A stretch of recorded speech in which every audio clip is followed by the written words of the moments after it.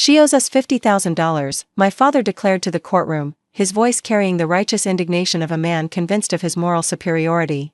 We invested in her business 5 years ago, and now she refuses to pay us back. Our own daughter, treating us like strangers, like creditors she can ignore. My mother sobbed theatrically beside him, calling me an ungrateful thief who had abandoned the family that sacrificed everything to help her succeed. But why did I stand silently through their accusations without offering a single word of defense, and why did Judge Patricia Morrison suddenly stop reviewing the filing documents with an expression of dawning recognition? Wait. Meridian Tech Solutions. The judge looked up sharply. I know this company. I just signed the regulatory approval yesterday for the state's portion of a major acquisition. She turned to me with undisguised disbelief. You're selling this company for $47 million. The deal closes next week. She glanced between my parents and me. Why is anyone claiming you owe them $50,000 when you about to receive one of the largest tech acquisition payouts in this state's history? My parents' confident expressions flickered. That's impossible, my father said. The company failed. She told us it failed years ago. The company is valued at $47 million, Mr. Whitmore. I signed the paperwork myself. Whatever your daughter told you, this business did not fail. The courtroom shifted. My parents' attorney began shuffling papers nervously. And I finally allowed myself to speak. They're right that I told them the company failed. What they're not telling you is why. My parents had always measured love in transactions. Growing up, every gift came with strings. Every opportunity came with expectations. Every moment of support was logged in an invisible ledger that would eventually come due. We paid for your dance lessons, you owe us respect. We bought you a car, you owe us obedience. We funded your college, you owe us your future. The currency of our family wasn't affection. It was debt. When I'd started Meridian Tech Solutions at 24, I'd been determined to build something entirely my own. No family money, no parental involvement, no transactions that could be leveraged against me later. But starting a tech company requires capital, and banks don't lend to 24-year-olds with nothing but ideas. My parents had offered to invest. The $50,000 had come with conditions I should have anticipated. We're partners now, my father had announced after writing the check. We expect regular updates, quarterly reports, and input on major decisions. It's an investment, Dad. Not a partnership. You'll get returns when the company becomes profitable. We're your parents. We're not some strangers you can ignore. The pattern established itself immediately. Weekly calls demanding information I couldn't share, proprietary details, client names, strategic plans. Suggestions that were actually demands. Criticism disguised as concern. You need to fire that developer, he's too expensive. You should pivot to a different market, your approach isn't working. Why aren't you profitable yet? We expected returns by now. They knew nothing about technology, nothing about building companies, nothing about the patience required to create something valuable. But they'd given me $50,000, and in their minds, that purchased unlimited authority over my decisions. The breaking point came in year 2. I'd secured a major contract, a government agency needed the security software we developed, and the deal would have transformed Meridian from struggling startup to legitimate company. It was the validation I'd been working toward. My father found out through a mutual acquaintance. I hear you landed a big government contract. Congratulations. His voice was cold. Strange that I had to hear about it from someone else. I was going to tell you. When? After the money came in? After you'd figured out how to cut us out? Nobody's cutting you out. You're investors. You'll receive returns based on company performance. We're not investors. We're your parents. We're the reason this company exists. And you're treating us like strangers you owe money to. That's literally what you are. You invested $50,000. That's a financial relationship, not a parental one. The call ended badly. Most of our calls ended badly.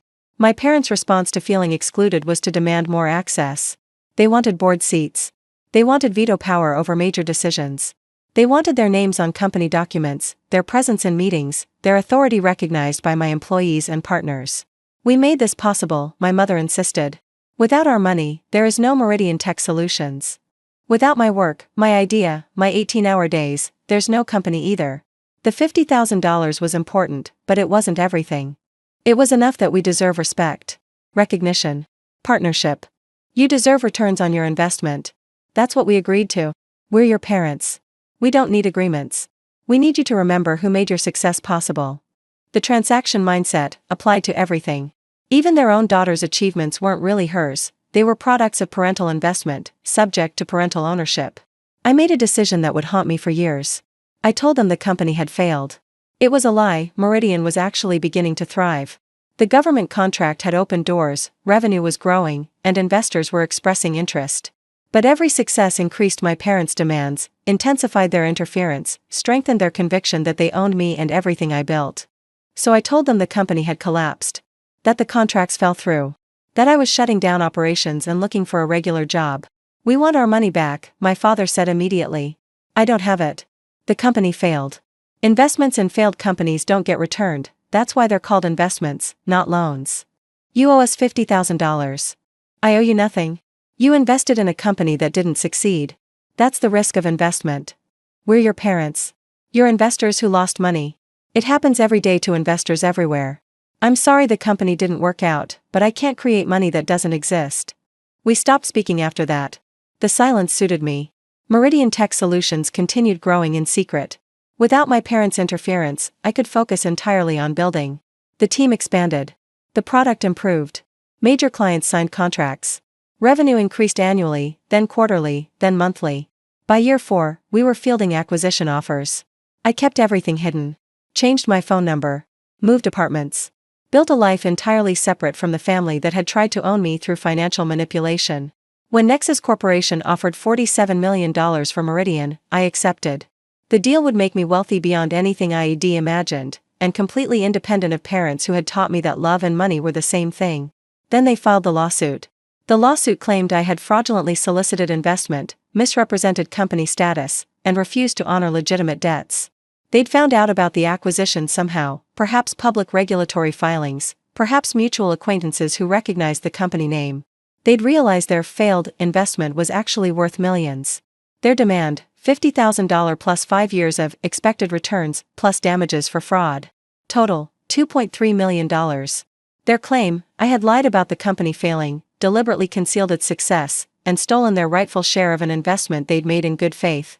The irony was breathtaking. They accused me of exactly what they'd done to me my entire life, treating relationships as transactions, measuring connection in dollars, believing that money created ownership. The courtroom revelation changed everything. Judge Morrison had recognized Meridian from the regulatory approval she'd processed. The acquisition wasn't secret, it was a matter of public record, documented through proper legal channels. "Ms. Whitmore, did you tell your parents the company had failed?" "Yes, Your Honor." "Was that true?" "No. The company was succeeding. I lied to end their involvement in my business and my life." "Why?" I took a breath. This was the question I'd been avoiding for 5 years. Because my parents have never understood the difference between investing and owning. They gave me $50,000 and expected it to purchase authority over every decision I made. They demanded board seats, veto power, and recognition in a company they contributed nothing to beyond initial capital. When I refused, they accused me of ingratitude, disloyalty, and theft. "So you lied about the company failing?" I told them what they needed to hear to let me go. I couldn't build something valuable while fighting them at every step. The lie was wrong, I accept that, but it was the only way to escape. My father's attorney attempted to redirect. "Your Honor, regardless of Ms. Whitmore's reasons, she defrauded her own parents.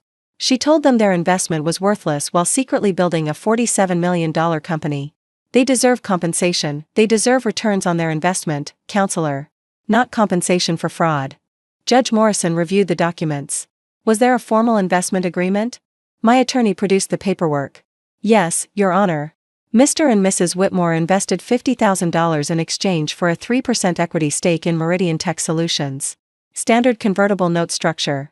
3% of $47 million is $1.41 million. That's their return on investment.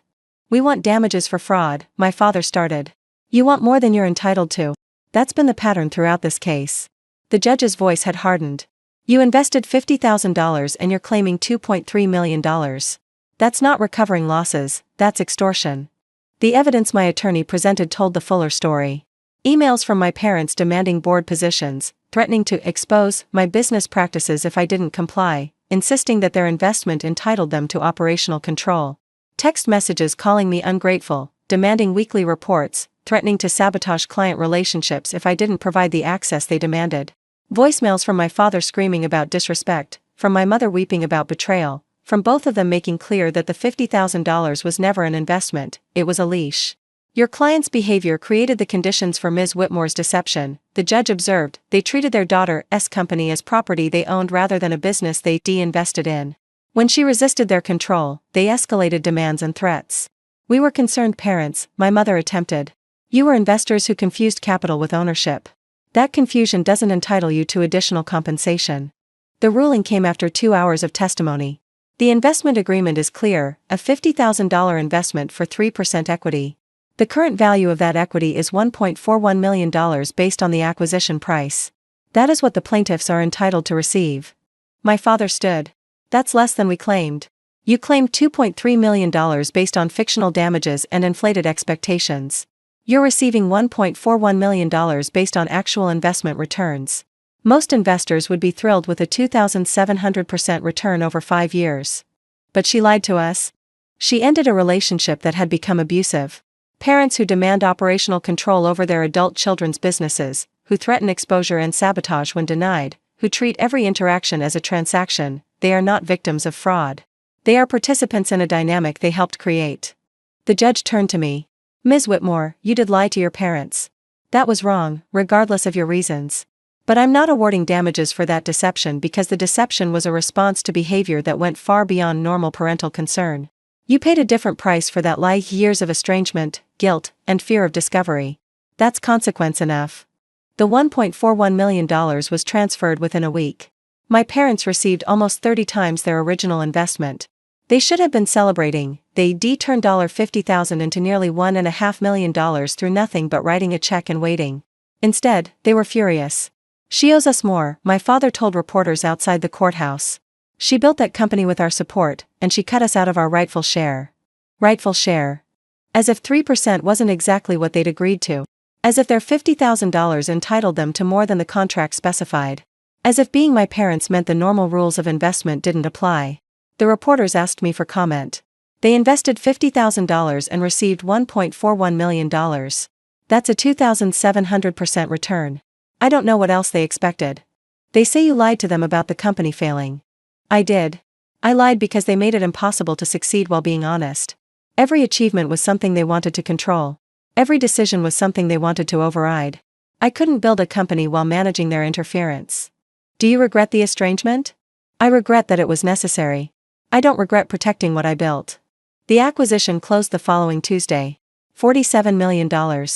After taxes and the payout to my parents, I retained approximately $31 million, enough to never work again if I chose, enough to fund whatever I wanted to build next, enough to be permanently free of transactional relationships.